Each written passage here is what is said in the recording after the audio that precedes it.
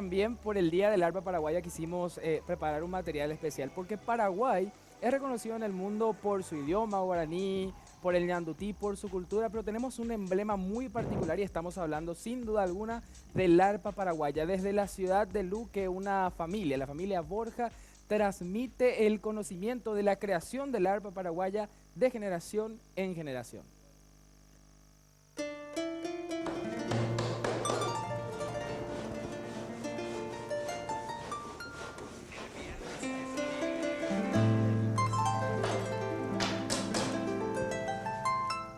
Cada 9 de junio se recuerda el Día Nacional del Arpa Paraguaya, conmemorando el fallecimiento del gran promotor del arpa, don Félix Pérez Cardoso. Este instrumento es insignia de la cultura paraguaya alrededor del mundo. En Luque, la ciudad de la música, la familia Borja elabora estos instrumentos con pasión, gracias a conocimientos que son transmitidos de generación en generación. Dibujo, me haya hacer plástico, ajuste, así. Hacer el ajuste. Te da la arte ahí, sí, te da arte ahí. Ya se sapona, bebé. Hamba, el secreto y pupona hangma. La madera. Y la madera siempre tiene que estar muy seco.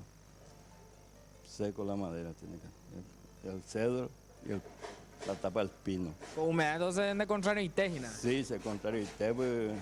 ¿Y en cuántos días está terminada una arpa paraguaya ya de principio a fin? De tener la materia prima sí, hasta el final. Y ponerle 8 días máximo. La familia Borja no se guarda nada y transmiten su técnica a todos quienes deseen aprender a elaborar este instrumento, que encanta con sus melodías. Seco, gracias a Dios, hombre, ese perdón, vean a hacer acá y la sea conocer y que upear ese está entero ahí o la gusta se siempre aporando la uva eso de gustar por nada para como trabajo de gustar por nada ya peñan va a aportar eso entonces upear upia ahí tranquilo lo hueco esta aceptación.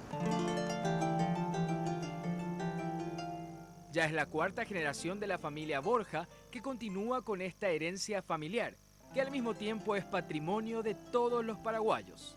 Estamos nosotros desarrollando diferentes conceptos de arpas, ¿no? Tenemos, por ejemplo, el arpa de estudio, que generalmente se hace de cedro y pino, y luego tenemos otros niveles de arpas paraguayas, por ejemplo, el tallado, la india.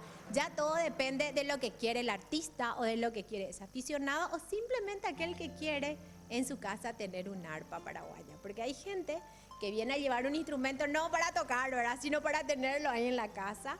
Imagínate que vos te estés recibiendo a extranjeros, tenés que tener tu guitarra y tu arpa ahí, el ñandutí, algo de la filigrana, o sea, algo que nos represente como paraguayos. Y qué más que el arpa y la guitarra, que son nuestros máximos embajadores.